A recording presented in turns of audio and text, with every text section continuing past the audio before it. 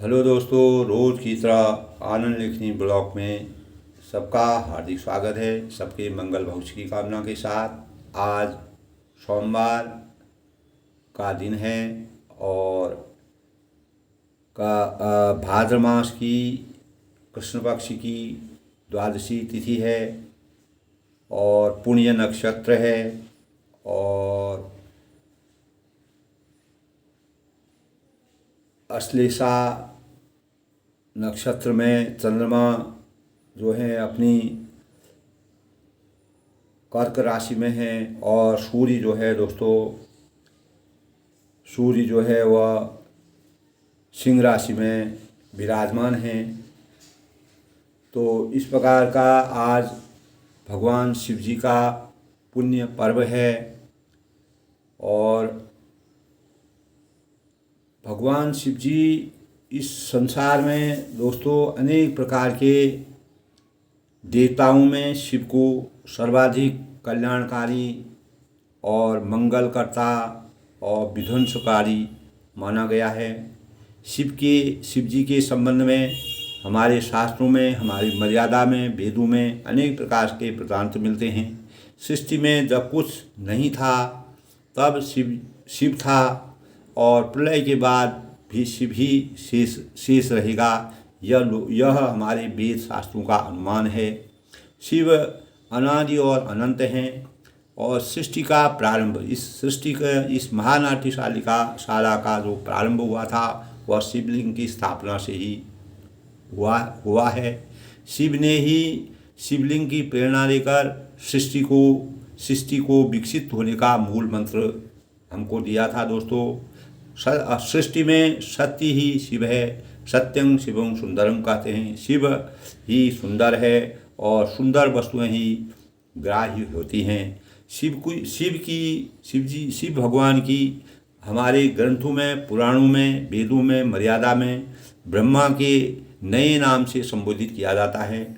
और हमारे उपनिषदों में एक जगह लिखा भी है दोस्तों, तमीश्वराणां परं महेश्वरं त्वं देवतानां परं च देवतानां पतीनां परं परस्थादात् चिदाम देवम भुवने समीश्वरम। यानी सृष्टि में तमीश्वराणां परं महेश्वरम, सृष्टि में जब कुछ नहीं था अर्थात शून्य व्यापक था, उस समय ब्रह्मांड में केवल अंधकार फैला हुआ था। शिव ही सूर्य की उत्पत्ति का दिन और रात की रचना करके ब्रह्मा कहलाए। शिव सृष्टि के ब्रह्म हैं। ब्रह्मा और विष्णु के साथ शिव का नाम कल्याणकारी है, लेकिन शिव इंद्र आदि देवताओं से भी उच्च देवता हैं। शिव महान हैं और उन्होंने मानव ही नहीं देवताओं की सुरक्षा के लिए विषपान, जब समुद्र मंथन हुआ था, विषपान किया और नीलकंठ, तभी वह नीलकंठ कहलाते हैं। समुद्र मंथन के समय जब सुर और असुरों का आपस में भयंकर युद्ध प्रारंभ हुआ तो शिव ने विषपान करके देवताओं को विपत्ति से मुक्त किया था। ऐसा कल्याणकारी कार्य कोई भी देवता नहीं कर सकता था और ऐसा कल्याणकारी कार्य करके शिव ब्रह्मा विष्णु में भी अधिक पूजनीय हो गए। इस प्रकार के हमारे शास्त्रों के वृत्तांत हैं। शिव सुर और असुर जो राक्षस और देवता हैं, दोनों में पूजनीय देवता हैं। शिव ने सबके कल्याण की कामना करते हुए सबको अनेक वरदान दिए। सृष्टि में विध्वंसकारी असुरों के प्रकोप से बचाया और असुरों का कल्याण करके उन्हें शक्तिशाली बनाया। और पुराणों में वर्णित त्रिपुर, रावण, भस्मासुर आदि असुरों को भी वरदान देकर महान बनाया। रावण के भाई कुबेर और धन धान्य से परिपूर्ण कर लोक कल्याण का पद दिलाया और शिव जी की ही अनुकंपा में कुबेर देवताओं की तरह पूजनीय माने जाते हैं। आज भी हम जब धन लक्ष्मी होती है और दिवालियों में जब धन लक्ष्मी का वो करते हैं तो कुबेर देवता की पूजा करते हैं। तो प्राचीन हमारे दोस्तों जो प्राचीन वेद हैं, ग्रंथ हैं, पुराण हैं, आदि में शिव का विस्तृत वर्णन मिलता है। और शिव को उनकी महानता के कारण अनेक नामों से पूजा जाता है। शिव के सहस्त्रों नाम इस संसार में हम वंदना करते हैं। कभी उनको महेश्वर कहते हैं, कभी उनको नटवर कहते हैं, कभी उनको चंद्रशेखर कहते हैं, कभी उनको विश्वेश्वर कहते हैं, कभी उनको गंगाधराय कहते हैं, कभी उनको कैलाशपति कहते हैं, कभी उनको मृत्युंजय कहते हैं, कभी उनको पशुपति कहते हैं, तब कभी उनको हरिहर कहते हैं, कभी महादेव कहते हैं, कभी त्रिलोकीनाथ कहते हैं, और कभी रुद्र कहते हैं, कभी अर्धनागेश्वर कहते हैं, और कभी उमापति कहते हैं, कभी शंकर कहते हैं। इस प्रकार के अनेक नामों से शिव जी की स्थापना हमारे देश के अंदर तरह तरह, चाहे यहाँ से कन्याकुमारी से लेके और जहाँ तक जो है पूरा शिव जी का वृत्तांत जो है और उनके लिंग हैं और उनकी स्थापना की गई है। तो शिव अपनी महानता के कारण संपूर्ण भारतवर्ष में नहीं बल्कि पूरे विश्व में उनका पूजनीय हैं। और विश्व में ओम नमः शिवाय ऐसा मंत्र सबके मन में आता है और जिसके उच्चारण मात्र से मन मस्तिष्क में अनेक प्रकार के गलत या दूषित विचारों का विनाश हो जाता है। और शिव के इस मंत्र से ओम ओम नमः शिवाय, इस मंत्र से आत्मशक्ति बुद्धि का विकास और होता है और हमारे जो अनिष्टकारी बाधाएं हैं वह नष्ट हो जाती हैं। दोस्तों, विश्व में हमारे पूरे विश्व में शिव की पूजा सबसे प्राचीन और मंगलकारी कही जाती है। शिव को सगुण और निर्गुण दोनों रूपों में पूजा जाता है और शिव की पूजा शिवलिंग की मूर्ति व चित्र रखकर संपन्न करते हैं हम लोग दोस्तों अपने जीवन में। और ओम और इस मंत्र का जाप जब हमारे देश में कभी किसी का कोई कार्य करना हो, कभी शुभ कार्य करना हो और कभी किसको परेशानी आई हो, उस समय हम शिव जी का इस मंत्र का जाप करते हैं। ओम त्र्यंबकं यजामहे सुगंधं पुष्टिवर्धनम् उर्वारुकमिवं वंदना मृत्युर्मोक्षीमामृतम्। ओम त्र्यंबकं यजामहे सुगंधं पुष्टिवर्धनम् उर्वारुकवंदना मृत्युर्मोक्षीमामृतम्। इस प्रकार का मंत्र करके शिव की पूजा संकटों की सुरक्षा करने के लिए हम लोग करते हैं। और बेलपत्र है, फूल फल है, जल है अर्पण करके और उनकी और आराधक जो भी आराधक होता है दीर्घ आयु को प्रदान करने की मांगता है भगवान से। शिव की पूजा रत्न भूषण धन धान्य से भी करते हैं। ये ऐसा बेलपत्र हैं, फूल है, फल है। जब सावन का महीना आया, सावन के महीने में पूरे लोगों ने बड़ी श्रद्धा के साथ शिव जी का पूजन हर वर्ष किया जाता है और भोलेनाथ सभी तरह से की पूजा के प्रसन्न होकर जो भी उनके आराधक जो होते हैं, जो उनकी साधना करते हैं, जो उनकी आराधना करते हैं, उनका कल्याण करते हैं, उनसे खुश हो जाते हैं। इस प्रकार शिव जी का वृत्तांत हमारे शास्त्रों में है। दोस्तों, आज शिव जी के वृत्तांत के बारे में मैंने आप लोगों को विस्तार से बताया दोस्तों। तो आध्यात्मिक जीवन यानी हमारा जो जीवन है वह आध्यात्मिक जीवन का आधार त्याग होता है। यानी जब तक हम शिव त्यागी थे और उन्होंने अपने जीवन को इस संसार में त्याग और लोक कल्याण के लिए भगवान देव रूप में इस सृष्टि की संरचना के लिए आए। अनेक प्रकार के जो आध्यात्मिक जीवन में जो प्रक्रियाएं हमारी होती हैं, जो बातें कही गई हैं और जो हमारे को आध्यात्म में अनुशासन की रूपरेखा बताई है, नियम बताए गए हैं, मर्यादाएं बताई गई हैं और गति और विकास के मापदंड बनाए गए हैं। सांसारिक प्रवृत्तियों की सर्वथा विपरीत है। इसीलिए आध्यात्मिक जीवन के लिए सबसे पहले हमें अपनी सांसारिक उपलब्धियों के बोझ से मुक्त होना पड़ता है। जब हम आध्यात्म की तरफ बढ़ते हैं तो हमको जितने भी संसार के या इस आध्यात्मिक सबसे सांसारिक जो प्रवृत्तियां हैं इनसे हमको थोड़ा सा हट के रखना पड़ेगा, तभी हम आध्यात्म की वास्तविकता को समझ सकते हैं।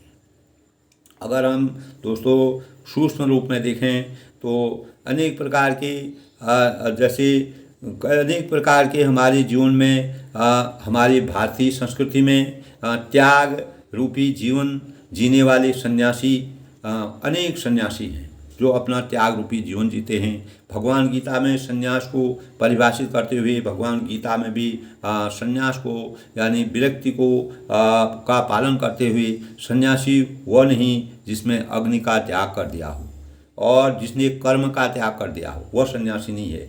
वह सन्यासी नहीं है, फिर सन्यासी कौन है? कहते हैं गे, फिर सन्यासी है कौन? तो गे सह नित्य सन्यासी यो न देष्टि न काड्यक्षति। यानी गीता के 5 और 5वें अध्याय की तीसरी श्लोक में कहा है वह जो है जो नित्य सन्यासी यो न देष्टि कायिंक्षति, यानी नित्य सन्यासी मानने योगी जो किसी को द्वेष नहीं करना, यानी जिसको किसी चीज़ की आकांक्षा अपेक्षा और महत्वाकांक्षा नहीं होती है, वही आध्यात्मिक जीवन से जुड़ सकता है। और त्याग को इस तरह से परिभाषित करते हैं और त्याग को समझने की कोशिश भी हम करते हैं। अब हमारे मन में बार बार यही बात उठता है दोस्तों कि त्याग है क्या, हम क्या क्या चीज़ त्यागें। तो इसका सही उत्तर यही है दोस्तों कि आसक्ति त्यागें, अहंकार त्यागें, स्वार्थ त्यागें। हमारी जो आसक्तियाँ हैं, हमारे अंदर जो अहंकार की भावना हैं, जो हमारे अंदर अहंकार है, जो हम किसी को अपने से बड़ा नहीं छोटा और सबको अपने से छोटा समझते हैं। अहंकार जब आदमी को धन दौलत आती है, कहीं पर उसका मान सम्मान ज़्यादा हो जाता है और अनेक प्रकार से इंसान को जब वह पूरी काफ़ी लोगों का दुलारा हो जाता है अपने धन से, वैभव से, बल से, तो ऐसे लोगों को अनेक प्रकार से अहंकार आ जाता है। तो अहंकार को भी हमको त्यागना है दोस्तों। और निस्वार्थ भाव से इस पृथ्वी मंडल में कार्य करने हैं, क्योंकि सांसारिक चीज़ों में हम जितना गहरा स्वार्थ के ऊपर डूबेंगे, स्वार्थ के साथ डूबेंगे, और उतना ही हम अनेक प्रकार के विघ्न बाधाओं में पड़ सकते हैं।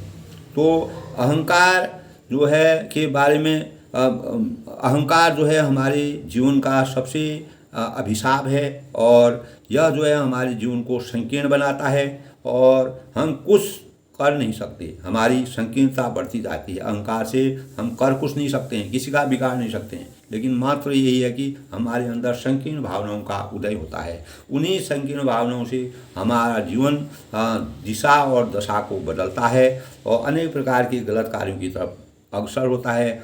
हम कुछ भी कर सकते हैं, हमारी संकीर्णता बढ़ती है और हमारे अंदर एक प्रकार का सिकुड़न की भावना आती है और हमारा जो चित्त होता है, मन अंदर से और बाहर से मन जो है विशुद्ध हो जाता है और हमारा व्यक्तित्व सिमटता चला जाता है। जब हमको अनेक प्रकार से अहंकार आने लगता है तो हमारा व्यक्तित्व जो है एक ही दायरे में हम सिमट जाते हैं।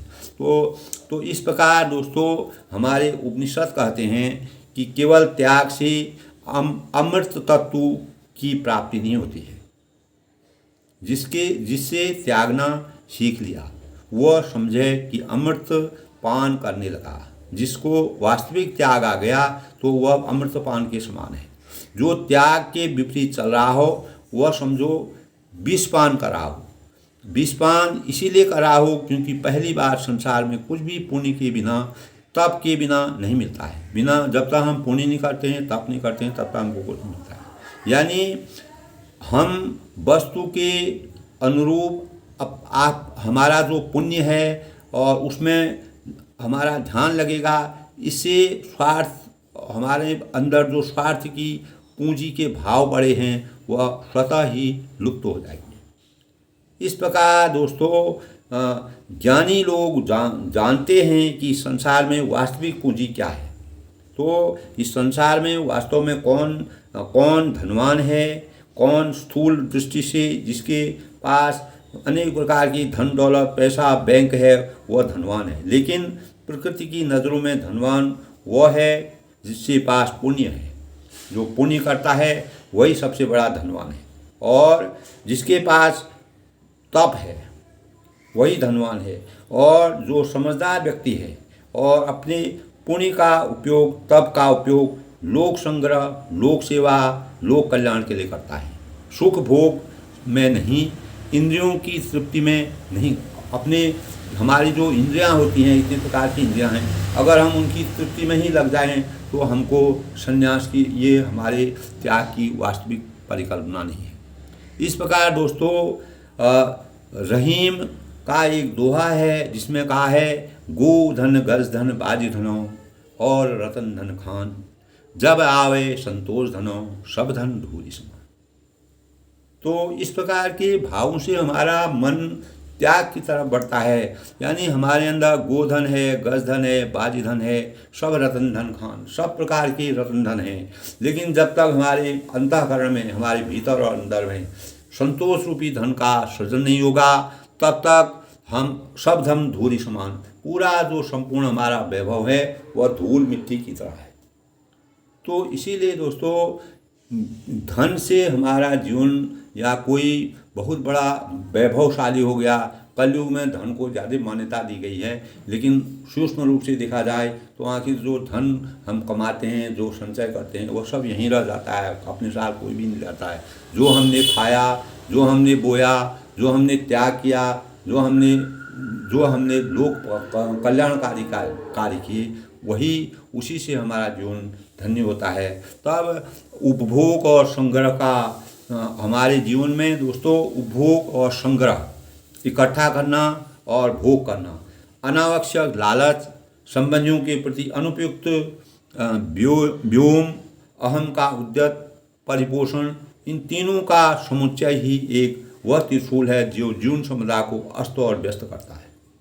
ये इस प्रकार की चीज़ें हैं जो कि उपभोग है, संग्रह है, अनावश्यक लालच है, ये हमारे जीवन की तीनों चीज़ें हैं। ये हमारे लिए त्रिशूल के धन है जो जीवन समुदाय को अस्त व्यस्त करता है और सृष्टि के उपहार को दुर्भाग्य में बदलता है। हमको जो सृष्टि द्वारा, मानव द्वारा, जो भगवान द्वारा उपहार मिलने वाला कोई होगा तो उसको भी दुर्भाग्य में बदल देता है। अगर हमारे अंदर इस प्रकार की यानी संग्रह करने की ज़्यादा होगी और लालच होगा और अनावश्यक लालच होगा, उपभोग करने का ज़्यादा मन होगा और अनेक पदार्थों को हम संचय करने की प्रवृत्ति रखेंगे, तो वह हमारे लिए, हमारे जीवन को अस्त व्यस्त करता है। आप इसको प्रयोगात्मक रूप में देख लीजिए। वास्तव में ऐसा मैंने हज़ारों जगह इस प्रकार की देखे हैं।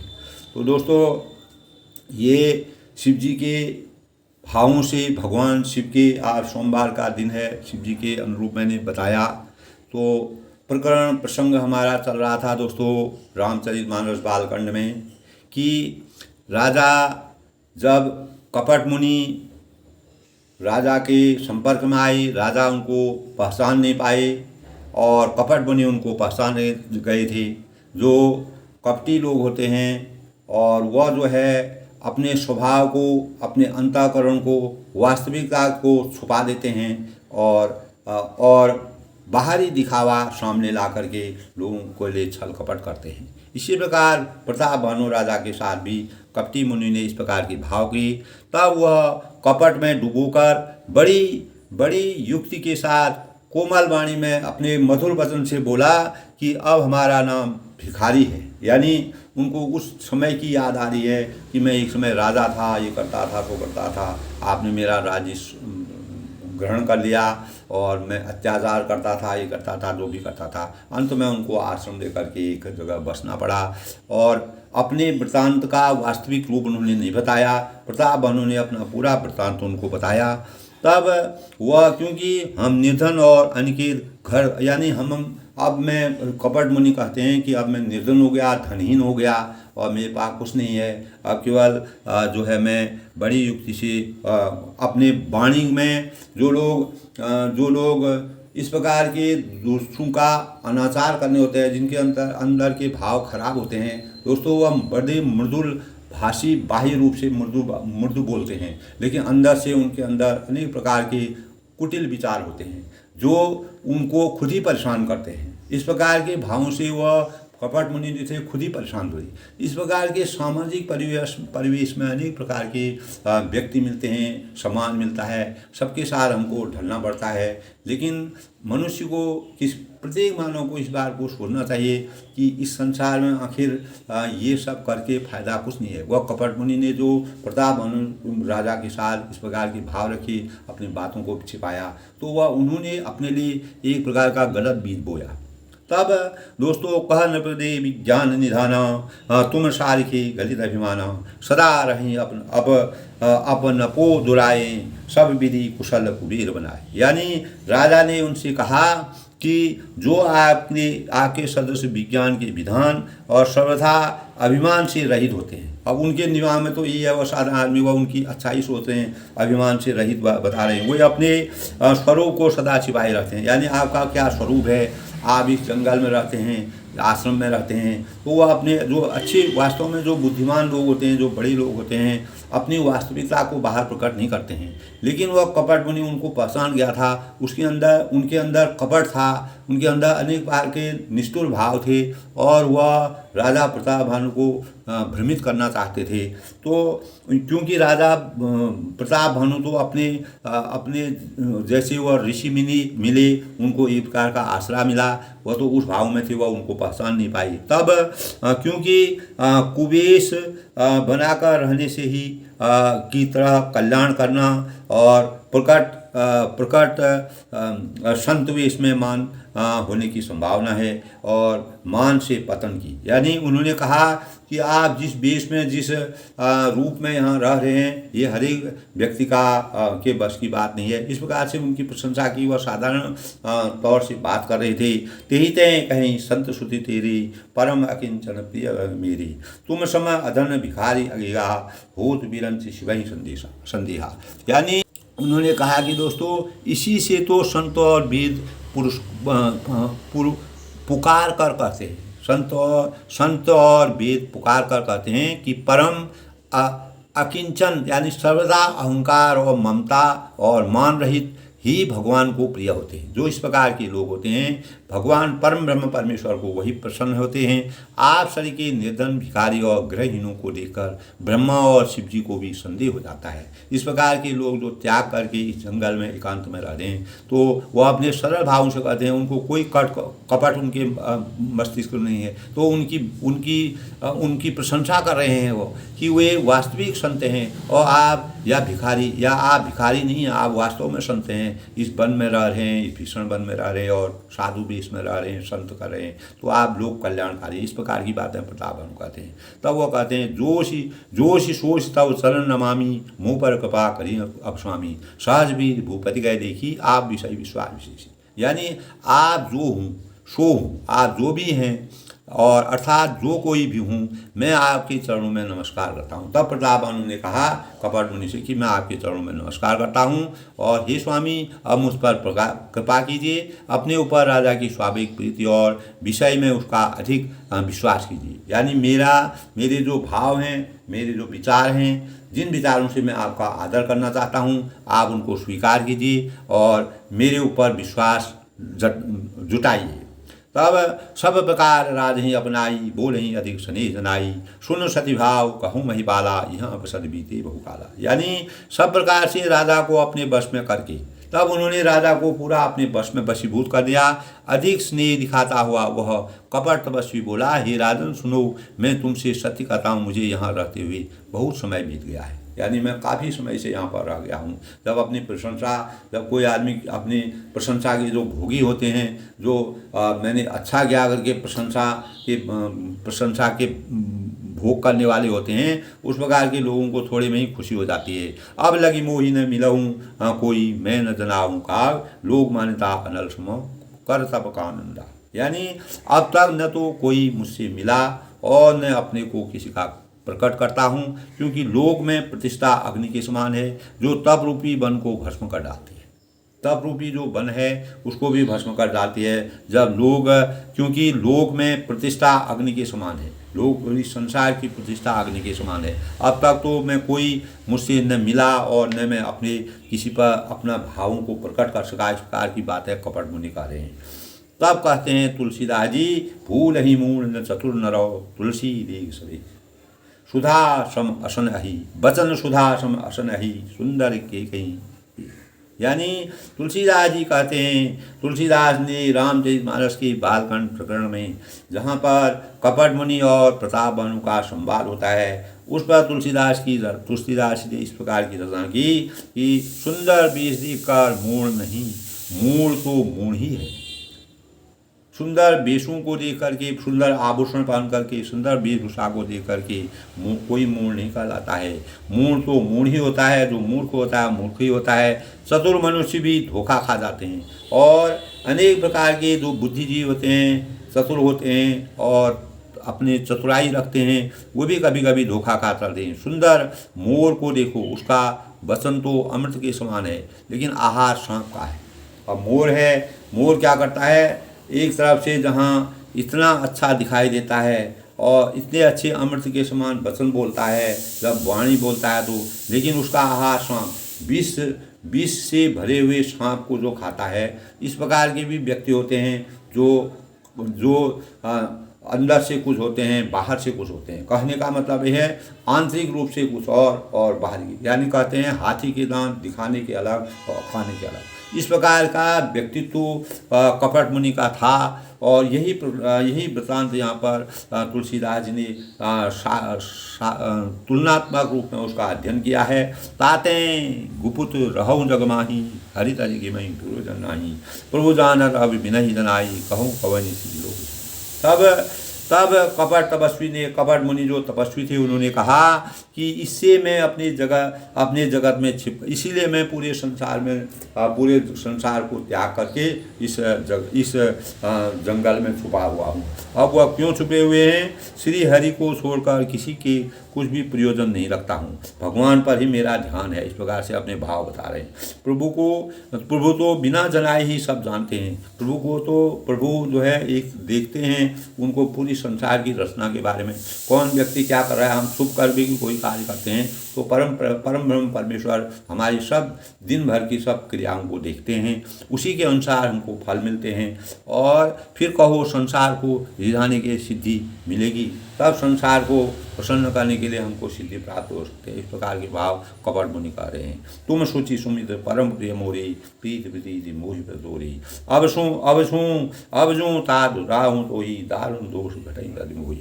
यानी तुम चैत्र और सुंदर बुद्धि वाले हो। तब राजा प्रताप बानु से कहते हैं, आपका चरित्र सुंदर है, आपकी बुद्धि विवेक बहुत अच्छा है, इससे मुझे बहुत ही प्यारे हो, मुझे बहुत प्यारे लगते हो और तुम्हारी मुझ पर प्रीति और विश्वास प्रकट हो सकता है। और हे तात, अब यदि मैं तुमसे कुछ छिपाता हूँ तो मुझे बहुत ही भयानक दोष लगेगा। अब भी अगर मैं तुम्हारे इतने बड़े प्रताप को देख करके, इस प्रकार के व्यक्तित्व को देख करके अगर मैं अभी तुमसे कुछ छुपाता हूँ तो वह मेरे लिए जो है दोष, मुझे जीवन भर तक का दोष लगेगा। तब वह अपनी वास्तविकता में आके क्या कहते हैं, जिमि जिमि तापस कथई उदासा, तिमि तिमि नृपहि उपज विश्वासा, देखा स्वबस कर्म मन बानी, तब बोला तापस बगधानी। ज्यों ज्यों वह तपस्वी उदासीनता की बातें कहता था, अब उनके हृदय में उदासीन था, क्योंकि एक राजा से जो राजा के समकक्ष था और वह जो है वन में कपट मुनि बन करके एक आश्रम में रह रहा है। तो इस प्रकार वह ज्यों अब राजा का तो मन वचन और कर्म से राजा उसी प्रकार हैं, वह लोक कल्याणकार कार्य करते हैं।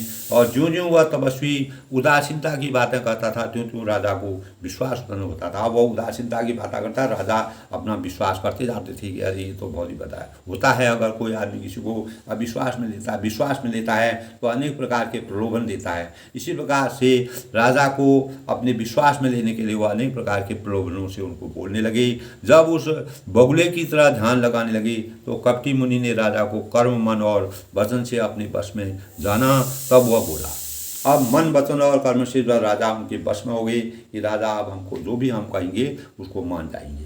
अपने वशीभूत कर लिया उन्होंने उनको। नाम हमार एक तनु भाई, सुनि न बोलहूँ सुनि सुनाई, कहो नाम कर अरथ बखानी, मोहि सेवक ते आपन जानी। यानी हे भाई हमारा नाम एक तनु है। तब उन्होंने बताया कि हमारा नाम एक तनु है। यह सुनकर राजा ने फिर सिर नवाकर कहा, मुझे अपना अत्यंत अनुरागी सेवक जानकर अपने नाम का अर्थ समझाकर कहिए। अपने नाम का जो अर्थ है उसका अर्थ समझाकर मुझे कहिए। तब अनुरागी सेवक मुझे अपना हे भाई हमारा नाम एक, तब उन्होंने अपना नाम एक तनु कहा। यह सुनकर सजाने राजा ने फिर सिर नवाकर उनको प्रणाम किया। प्रणाम करके कहा, मुझे अपना अत्यंत अनुरागी सेवक जानकर, यानी मुझे अपना समकक्षी जानकर, सेवक जानकर, शिष्य जानकर अपने नाम का अर्थ समझाकर, एक तनु का अर्थ क्या है इसको समझाइए। तो आदि सृष्टि उपजी जब हूँ तब उपजति में मोर, नाम एक तनु हेतु देही ते देह न धरी बहु। यानी कपटी मुनि ने कहा, जब सबसे पहले सृष्टि उत्पन्न हुई, सृष्टि की रचना हुई, तभी मेरी उत्पत्ति हुई थी, तभी मैं पैदा हुआ था, और तब से मैंने फिर दूसरी देह नहीं धारण की, और इसी से मेरा नाम एक तनु है। यानी जब से एक तनु का मतलब एक ही शरीर, यानी उन्होंने जब से इस सृष्टि की रचना हुई एक ही शरीर में मैं रहा, और वही मैंने अभी तक किया। सृष्टि की रचना के समय में पैदा हुआ और मैंने एक ही प्रकार का शरीर लिया। जनि आतुर करी मन माही, सुत तब दे दुर्लभ कसुनाही, तब बल दें जगत सुझई विधाता, तब बल विष्णु भई बल विधाता। यानी हे पुत्र, मन में आश्चर्य मत करो, और जो भी मैं बात कह रहा हूँ इसका कोई आप आश्चर्य मत करिए, इससे आप कोई भी वो मत करिए। तब से कुछ भी दुर्लभ होता है संसार में, तब अगर करते हैं, वह उनको भ्रमित कर रहे हैं और उनको अपने बारे में अपनी प्रशंसा कर रहे हैं, अपने बारे में बता रहे हैं और किस प्रकार से उनको प्रलोभित कर रहे हैं। तो तब के बल से ब्रह्मा जगत को रचते हैं, तभी के बल से ब्रह्मा ने जगत को रचा, और तभी के बल से विष्णु संसार का पालन करने वाले होते हैं। सभी मर्यादा जो है सृष्टि की जिस प्रकार से रचना हुई उसके बारे में वह पूरा बता रहे हैं कि मेरा नाम एक तनु इसलिए है कि मैं जब से सृष्टि की रचना हुई तब से पैदा हुआ, और मेरा जन्म मरण नहीं हुआ, और मैं इसी रूप में रहता हूँ और यहीं पर रहता हूँ, इसीलिए मेरा नाम एक तनु है। तब राजा ने उससे बड़े विनय से उनके वास्तविक जीवन के बारे में उनका मन जानने की कोशिश की कि ये वास्तव में हैं कौन। तब बल शंभु करहि संधारा, तब मैं अगम कहन संसारा, भयो न कही सुन अति अनुरागा, कथा पुरातन कहे सुलागा। यानी तब से बल से ही रुद्र जो है वह संहार करते हैं, शिव जी इस सृष्टि का संहार करते हैं, और संसार में कोई ऐसी वस्तु नहीं जो तप के बिना, संसार में तब से सभी चीज़ उपलब्ध हो सकती है, सब कुछ मिल जाता है, लोगों की मनोवांछित कामना पूर्ण हो जाती है। और यह सुनकर राजा को बड़ा अनुराग हुआ। तब राजा बहुत ही विह्वल हो गए, उनको दया आ गई। तब वह तपस्वी पुरानी कथाएं कहने लगा। इस प्रकार से वह जो कपट मुनि थे फिर पुरानी किसी भी व्यक्ति को अगर अपने वश में करना है, अपने विश्वास को जगाना है, तो इस प्रकार की बातों से उनको राजा को कपट मुनि ने अपने विश्वास में ले लिया। तब कर्म धर्म इतिहास अनेका, करहि निरूपण बरहि विवेका, उद्भव पालन प्रलय कहानी, कही से अमित आचल बखानी। यानी कर्म धर्म और अनेकों प्रकार के इतिहास कहकर वह वैराग्य और ज्ञान का निरूपण के बारे में अनेक प्रकार की बातें करते हैं, और सृष्टि की उत्पत्ति और पालन, स्थिति और संहार, यानी सृष्टि की कैसे उत्पत्ति हुई, कैसे सृष्टि की संरचना हुई और कैसे सृष्टि में प्रलय हुआ, वह सब अपार आश्चर्य भरी कथाएं उनसे विस्तार में वह कहने लगे। इस प्रकार की कथाओं का वृत्तांत करने लगे। तब राजा के ऊपर विश्वास जैसा जाने लगा। यह प्रगति अथवा द्विजुषापा, नास्तोर सुन प्रताप, भानु प्रतापा, आन उपाय निधन तव माही, जो हरिहर कपो ही मन माही। यानी हे प्रताप भानु सुनो, वही कपट मुनि कहते हैं कि इस बार के प्रकट करने से अथवा ब्राह्मणों के हिसाब से तुम्हारा नाश होगा, और किसी उपाय से चाहे ब्रह्मा और शंकर भी मन में क्रोध करें तुम्हारी मृत्यु नहीं होगी। होगी। यानी वह कहते हैं कि हे भानु, अपनी बातें बता रहे हैं, अपने अपने ज्ञान से उनके बारे में बता रहे हैं कि इस बात से प्रकट करने से अथवा ब्राह्मणों के हिसाब से तुम्हारा, ब्राह्मण जब श्राप देंगे तभी तुम्हारा नाश यानी तुम्हारा अंत होगा। और किसी उपाय से, और आप कोई ना कोई उपाय करेंगे, चाहे ब्रह्मा हो और शंकर हो, मन में क्रोध करें तुम्हारी, लेकिन वह कितना भी क्रोध करेंगे तो तुम्हारी मृत्यु कभी नहीं होगी। वह प्रताप भानु से कपट मुनि कहते हैं। तब सत्यनाथ पद गही भाषा, निज गुरु को करें सो राखा, राखें गुरुजों को विधाता, गुरु विरोध नहीं कोई जगदाता। यानी राजा ने मुनीष के चरण पकड़ कर कहा, अब उन्होंने उनको पूरा अपने विश्वास में लिया। तब राजा को अनेक प्रकार से विश्वास में लगा, राजा भी भ्रमित हो गए। तो कहा कि हे स्वामी, सत्य ही है, ब्राह्मण और गुरु के क्रोध से कहीं कौन रक्षा कर सकता है। और प्राचीन समय में ब्राह्मणों की जो शक्ति होती थी और भगवान की जो शक्ति होती थी, और गुरु जो हैं मार्गदर्शक होते हैं, जो गुरु होते हैं और ब्राह्मण होते हैं, उनका आशीर्वाद पहले ज़माने से ही पूज्य माना गया है, वो ज्ञानी होते थे। और आज के परिप्रेक्ष्य में दोस्तों सब मानव जो है दूसरी दिशा की ओर बढ़ गया है। अब मानव जो है हर व्यक्ति में हर प्रकार का विकास हो गया है, वो हर प्रकार जानता है। लेकिन उस समय परिस्थिति के अनुसार ब्राह्मण थे, गुरु थे, वह जो है अनेक प्रकार से क्रोध अगर करते हैं तो वह उसकी कोई रक्षा नहीं कर सकता था। यदि ब्रह्मा भी क्रोध करें तो गुरु बचा लेते थे। तो गुरु की तो महिमा है, गुरु ब्रह्मा गुरु विष्णु गुरुदेव और महेश्वर, और गुरु साक्षात परब्रह्म तस्मै श्री गुरुवे नमः, गुरु की महिमा होती है। पर गुरु के विरोध करने पर जगत में कोई भी, अगर गुरु ही किसी से असंतुष्ट हो जाते हैं, नाराज हो जाते हैं, तो वह जो दिशा और दशा बताते हैं, अगर वही नाराज हो जाते हैं तो इस संसार में हमारे अस्तित्व की रक्षा करने वाला और कोई नहीं होता है। जो न चलब हम कहें तुम्हारी, होई नाश नहीं सोच हमारी, एक ही डर पद्मन मोरा, प्रभु महिदेव साप गति बोरा। यदि मैं आपके कथन के अनुसार नहीं चलूँगा। तब मुनि से उन्होंने कहा कि मैं, कपट मुनि ने उनको अपना पूरा अपने उसमें ले लिया, अपने विश्वास में ले लिया।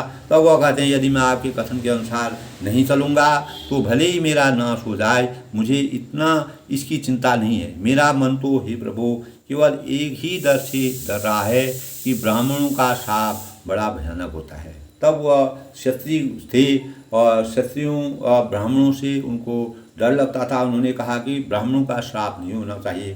पहले ज़माने में ब्राह्मणों का बड़ा योगदान था, ब्राह्मणों में बड़ी भक्ति थी, शक्ति थी, और वह ब्रह्मा विष्णु महेश उनके नज़दीक ब्राह्मण रहते थे। और वह अनेक प्रकार के जितने भी ऋषि मुनि वगैरह रहे हैं सब ब्राह्मणों के अवतारी हैं। तो उनमें शक्ति होती थी, वह उसी प्रकार के उनका जीवन था, उनका चरित्र था, उनके चरित्र में अपार शक्ति थी। तो तभी वह कहते हैं कि ब्राह्मणों का श्राप बड़ा भयानक होता है। इस प्रकार से राजा कहते हैं, होई विप्रवश कौन विधि, करहूँ कबा कर सोई, तुम तज दीन दयाल निजय, ही तो न देखूँ कोई। यानी हे ब्राह्मण किस प्रकार से बस में हो सकते हैं वे जो इस प्रकार के ब्राह्मण हैं, जो हमारी रक्षा करने वाले हैं, जो हमारे जीवन का अंत होने से बचाएंगे, वह किस प्रकार से बस में हो सकते हैं। वह कपट मुनि से यानी प्रताप भानु बोल रहे हैं, कृपा करके यह सब बताइए, इसका वृतांत हमको बताइए। हे दीन दयाल, आपको छोड़कर और किसी से मैं अपना हित नहीं देखता हूँ। यानी आप मेरे हितैषी हैं। आपकी बातों से ऐसा प्रतीत होता है कि आपने, जब कोई आदमी किसी को अपने पूर्ण विश्वास में ले रहता है तो वह उसके अंदर पूरा विश्वास करने लगता है। जो बात वह गलत भी बताएगा तो वो भी वह सही मानने लगता है। इस प्रकार की मानव चेतना है हमारी। तो तुलसीदास ने इस संसार में इस प्रकार के भी लोग होते हैं। इस प्रकार से मानव को सचेत करने के लिए, मानव परिकल्पना को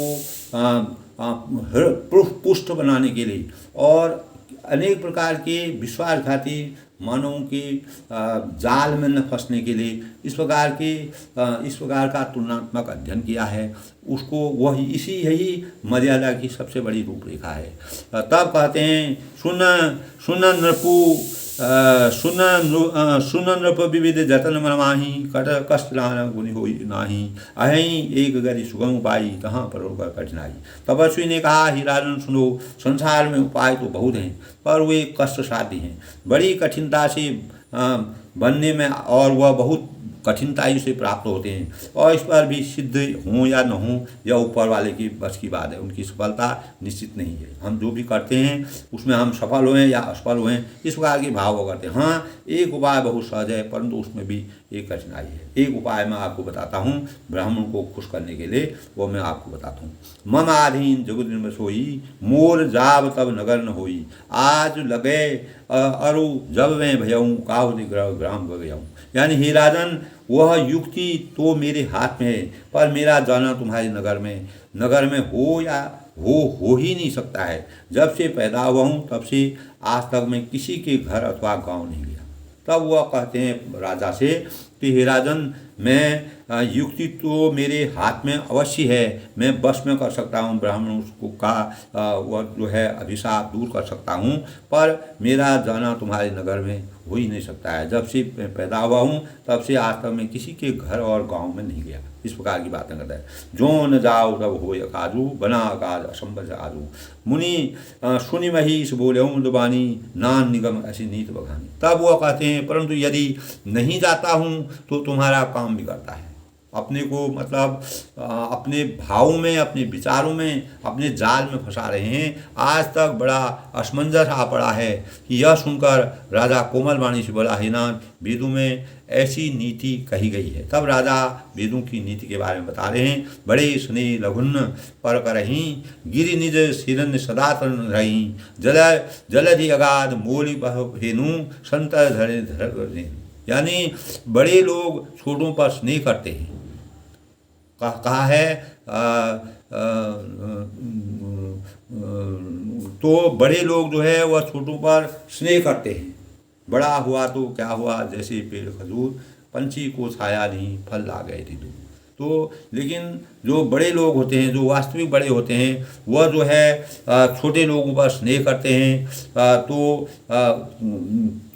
तो पर्वत अपने सिरों पर सदा तृण को धारण करते रहते हैं। इसी प्रकार वृक्ष जो है अपनी छाया के अंदर लोगों को शरण देते हैं। आकाश समुद्र अपने मस्तक पर फैल करके धारण करता है, और यह धरती जो है अपने सिर पर सदा धूलि को धारण कर करके इतना धरती का बोझ, धरती के ऊपर इतना मानव का बोझ है, इतनी सृष्टि का बोझ है। तो अस कहीं कहीं नरेश पद और स्वामी हुई कृपाल, मोहि लागी दुख सहित प्रभु सज्जन दीन दयाल। ऐसा कहकर राजा ने मुनि के चरण पकड़ लिए और कहा, हे स्वामी, कृपा कीजिए, आप संत हैं, दीन दयाल हैं, अतः ही प्रभु मेरे लिए इतना कष्ट अवश्य कीजिए कि मैं ब्राह्मणों के श्राप से बच सकूं। और इस प्रकार से मुनि के चरणों में वो गिर गए। तो दोस्तों, विश्वास एक ऐसी चीज़ होती है जिसमें आदमी अपना मन, वचन और कर्म से उसमें समर्पित हो जाता है। राजा स्वच्छ स्वभाव के थे, स्वच्छ नीति के थे, वेद पुराणों के अनुसार चलने वाले थे, मर्यादा का अनुपालन करते थे।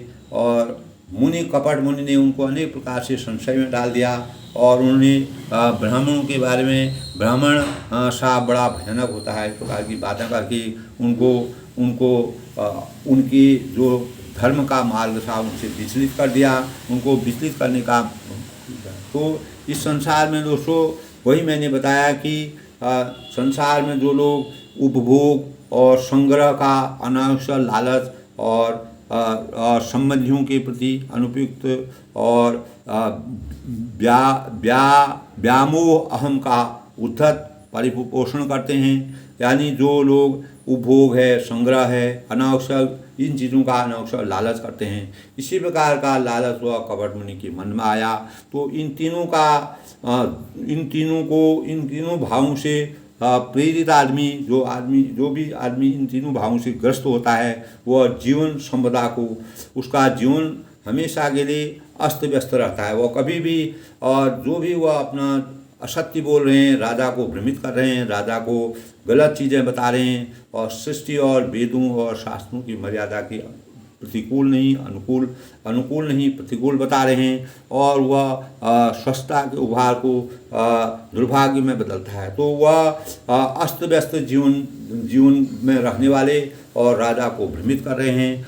तो ऐसा कहकर राजा ने मुनि के, फिर भी राजा को इतना विश्वास हुआ, उन्होंने उनके चरण पकड़ लिए और कृपा, और उन्होंने कहा कि मेरे लिए कृपा कीजिए, क्योंकि पर्वत है, बड़े लोग जो होते हैं छोटों पर हमेशा स्नेह करते हैं। पर्वत अपने सिरों पर सदा घास को धारण किए रहता है और अनेक प्रकार की चट्टानों को धारण करता रहता है, और समुद्र जो है अपने मस्तक पर फैन की तरह ऐसे फैलाया रहता है। जिस प्रकार नाग और शेष नाग है वो अपने फैन को पूरा फैलाया रहता है, इसी प्रकार समुद्र भी हमारे लिए फैलाया रहता है। धरती अपने सिर पर इस संसार का पूरा बोझ लिए हुए है। इस प्रकार जो बड़े लोग होते हैं, जो सज्जन लोग होते हैं, जो लोग कल्याणकारी होते हैं, उनका जीवन इस प्रकार की वृत्तांतों को कह करके तुलसीदास ने रामचरितमानस में एक एक चरित्र का इतना गूढ़ वर्णन किया है कि अब वह कपट मुनि ने इस प्रकार से राजा को अपने माया जाल में फैलाया। दोस्तों, आज के प्रसंग में कपट मुनि ने राजा प्रताप भानु को अपने जाल में फंसाने के लिए प्रयास किए, और अपने भावों को उन्होंने नहीं व्यक्त किया और अपने को सर्वशक्तिशाली माना, और अनेक प्रकार के उपाय उनको बताए, और उन उपायों के माध्यम से उनकी रक्षा करने के लिए उनके मन को भरा। लेकिन राजा पूर्ण रूप से उनके ऊपर विश्वास करने लगे। लेकिन कपट मुनि के अंदर और बाहर मन में उनके अंदर अनेक प्रकार के कपट के भाव थे। और आगे का प्रकरण दोस्तों कल फिर सुनते हैं, आगे कपट मुनि क्या करते हैं और प्रताप भानु की क्या रूपरेखा होती है। और आज के अंक में बस इतना। बड़ों को मेरा नमस्कार, छोटों को मेरा आशीर्वाद। सबके मंगल भविष्य की कामना के साथ आज सोमवार का दिन सब लोग खुश रहें, प्रसन्न रहें और सबका जीवन आनंद मंगल रहें। भगवान शिव का आशीर्वाद सभी पर बना रहे, सबका जीवन सार्थक हो, सब लोग सही दिशा की तरफ जाएं। सबके मंगल भविष्य की कामना के साथ सबको धन्यवाद, सबको आशीर्वाद।